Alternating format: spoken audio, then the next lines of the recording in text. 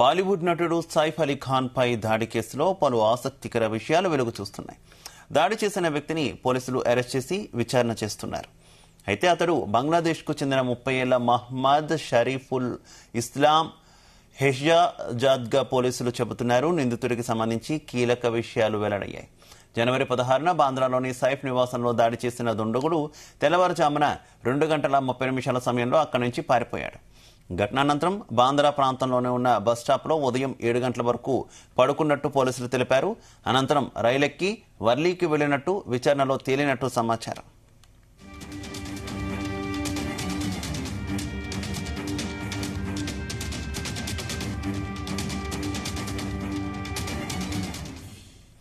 ఇక దాడి జరగడానికి ముందు అర్ధరాత్రి దాటాక నిందితుడు సైఫ్ ఉంటున్నటువంటి అపార్ట్మెంట్లోకి ప్రవేశించాడు. 8 అంతస్తుల వరకు మెట్ల మార్గంలోనే వెళ్లాడు. తర్వాత డక్ట్ ఏరియాకు చేరుకొని పైపు పట్టుకొని 12వ అంతస్తుకు చేరుకున్నాడు. అనంతరం బాత్రూమ్ కిటికీ తెరిచి సైఫ్ ఇంట్లోకి వెళ్లాడు. ఈ క్రమంలో పెనుగులాట చోటు చేసుకుని సైఫ్ పై దాడి జరిగిందని పోలీసులు తెలిపారు.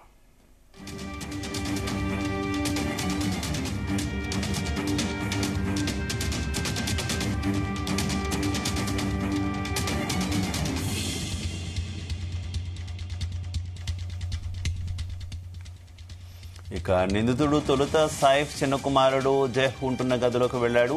దుండగుడిని చూసినటువంటి జెహ్ కేర్ టేకర్ కేకలు వేయగా సైఫ్ అక్కడికి చేరుకున్నాడు. ఈ క్రమంలో వారి మధ్య పెనుగులాట జరిగింది. దీంతో సైఫ్కు 6 చోట్ల కత్తిగాయాలయ్యాయి. అనంతరం హుటాహుటిన కుటుంబ సభ్యులు లీలావతి ఆసుపత్రికి ఆటోలో చేరుకున్నారు. ఇక నిందితుడు అక్రమంగా భారత్లోకి ప్రవేశించాడని, ఇండియా వచ్చాక విజయ్ దాస్గా పేరు మార్చుకున్నట్టు పోలీసులు చెబుతున్నారు.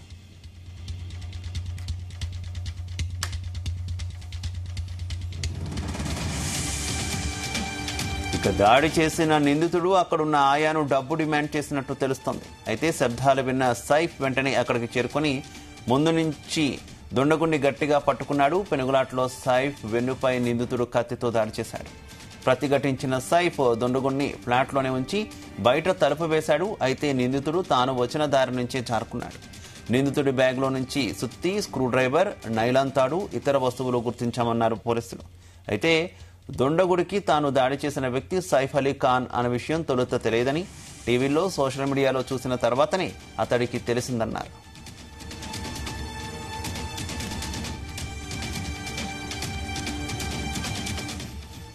ఇక నిందితుడు బంగ్లాదేశ్లోని జలూకటి జిల్లాకు చెందినటువంటి వ్యక్తిగా పోలీసులు చెబుతున్నారు. గత 5 నెలలుగా ముంబైలో ఉంటున్నట్లు పోలీసులు తెలిపారు.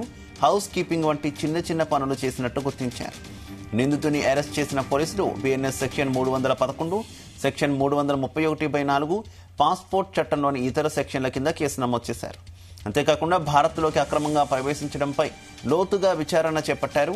నిందితుని కోర్టులో ప్రవేశపెట్టగా ఈ నెల 24 వరకు పోలీసు కస్టడీ విధించింది.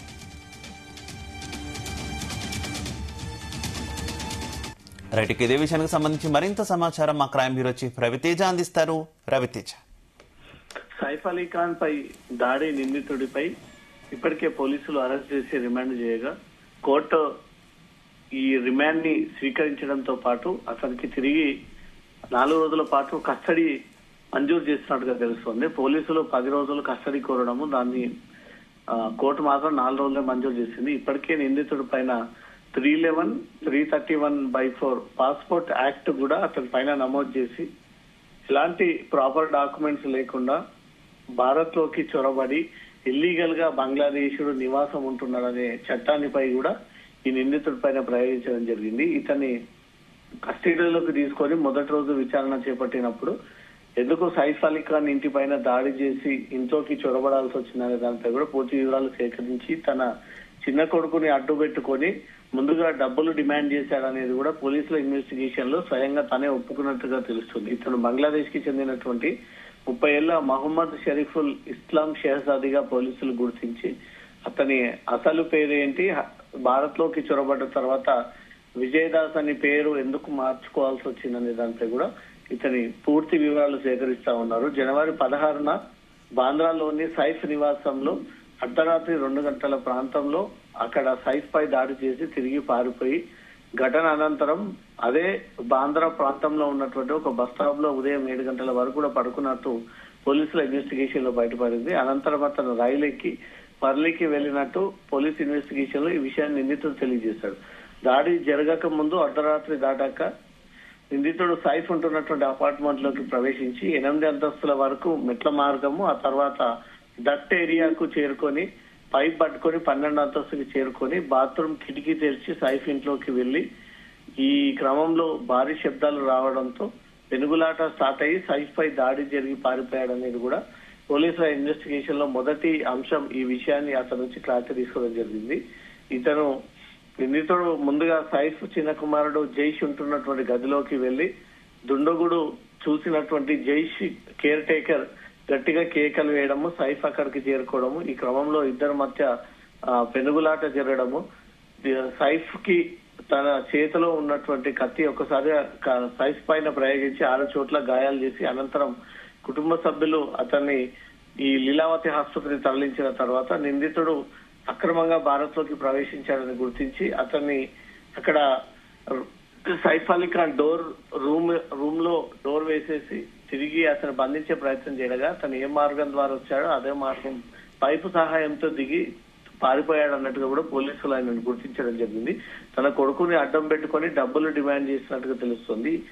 ఈ శబ్దాలు విన్నటువంటి వెంటనే అక్కడికి చేరుకుని దుండగుని గట్టిగా పట్టుకొని అతన్ని పట్టుకునేటువంటి ప్రయత్నంలోనే సైఫ్ వెన్నెముక్క పైన ఈ నిందితుడు దుండగుడు దాడి చేశాడనేది కూడా ఈ ఇన్వెస్టిగేషన్ లో బయటపడింది. ఇతన్ని ఇంకా ఏదైనా కుట్రకోణం దాగి ఉందా, ఎవరితోటైనా కాంటాక్ట్ లోకి వెళ్ళాడా, సైఫ్ ఈ ఫ్లోర్ లో ఉంటాడు అనే విషయం ముందుగా ఎలా ఇన్ఫర్మేషన్, ఈ సైఫ్ అలీ ఖాన్ అనే ఒక వ్యక్తి తనకు తెలియదని, తను ఈ ఇంట్లో దాడి చేస్తా ఉన్న ఒక విషయం కూడా తనకు తెలియదని, దాడి తర్వాత అనేక సోషల్ మీడియాలో పేపర్లలో సైఫ్ అలీ ఖాన్ పై దుండగులు దాడి అని, అప్పుడు అతను సైఫ్ అలీ ఖాన్ అనే విషయం తెలిసింది అంటూ కూడా నిందితుడు ఈ రోజు పోలీసుల ఇన్వెస్టిగేషన్ లో ఒప్పుకున్నట్టుగా తెలుస్తోంది. శివ, అయితే ప్రధానంగా రవితేజ, అసలు సైఫ్ అలీ ఖాన్ ఉన్నటువంటి బాంద్రా ప్రాంతమే కొంత రిచెస్ట్ ఏరియాగా చెప్తూ ఉంటారు. అటువంటి ఏరియాకి హై సెక్యూరిటీ ఉండేటటువంటి ఏరియా, ప్లస్ ఆ అపార్ట్మెంట్ కూడా ఎక్కువగా సెక్యూరిటీ ఉన్నటువంటి ప్లేస్. ఎలా నిందితుడు అపార్ట్మెంట్ లోకి వెళ్ళగలిగాడు, అంత సెక్యూరిటీ ఎవరు క్యాచ్ చేయలేకపోయారా అనేటటువంటి సందేహాలు చాలా వ్యక్తమైనటువంటి పరిస్థితి కదా. దీనికి సంబంధించి పోలీసులు ఏమైనా క్లారిటీ ఇచ్చారా? అర్ధరాత్రి 2:30 ప్రాంతంలో కాబట్టి అందరు ఘాటు నిద్రలో ఉండడము, మిగతా సెక్యూరిటీ సిబ్బంది అంతా కూడా వీళ్ళు నైట్ డ్యూటీలో ఒకరిద్దరు మాత్రమే అది గేట్ పరిసర ప్రాంతాల్లో ఉన్నారనేది కూడా పోలీసులు ఆ టైంలో ఎందుకు సెక్యూరిటీ లేకపోయారు, ఇతను మెట్ల మార్గం ద్వారానే 8 ఫ్లోర్లు నడుచుకుంటా వస్తుంటే ఎందుకు గుర్తించలేకపోయారనే ఒక విషయాలు కూడా వాళ్ళ కుటుంబ సభ్యులు సైఫ్ అలీ ఖాన్ ఇంట్లో ఉన్నటువంటి స్టాఫ్ అందరినీ కూడా పోలీసులు స్టేట్మెంట్స్ రికార్డ్ చేసుకోవడం జరిగింది. ఎవరి పాత్ర అయినా దీంట్లో ఉండొచ్చా, ఎవరి సలహాలైనా ఆ డైరెక్షన్స్ ఇవ్వడంతో ఇతను నేరుగా అక్కడికి చేరుకొని సైఫ్ పై దాడి చేశారనే అనుమానాలు పోలీసులకు ఉండే. ఆ అనుమానాలన్నీ కూడా క్లారిటీ తీసుకోవడం కోసమే ఇంట్లో కుటుంబ సభ్యులు ఆ తర్వాత స్టాఫ్ యొక్క స్టేట్మెంట్స్ కూడా రికార్డ్ చేసుకోవడం జరిగింది. డే టైమ్ లో ఉన్నటువంటి సెక్యూరిటీ నైట్ టైమ్ లో సైఫ్ ఇంట్లో అంతగా స్ట్రిక్ట్ గా టైట్ గా ఉండేది కాదు. కేవలం 2 లేదా 3 సెక్యూరిటీ గార్డ్స్ గేట్ దగ్గర ఆ ముందు పార్కింగ్ ప్లేస్ లో తప్ప మినహా ఇంట్లో ఎవరు కూడా ఈ సెక్యూరిటీ సిబ్బంది అర్ధరాత్రి కావడంతో లేరు, అందుకే గుర్తించలేకపోయారు, అందుకే ఈ దాడి జరిగిందనే ఒక విషయాన్ని కూడా పోలీసుల ముందు కుటుంబ సభ్యుల వివరాలని కూడా అందజేశారు.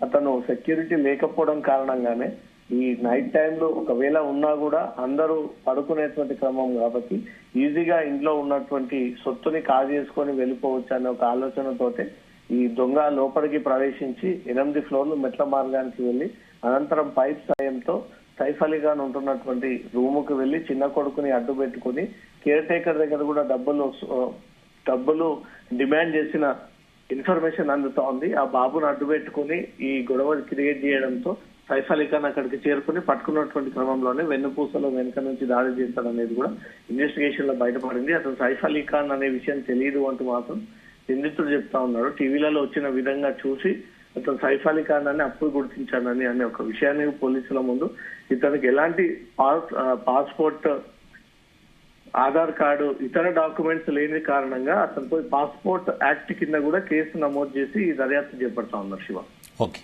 Thank you.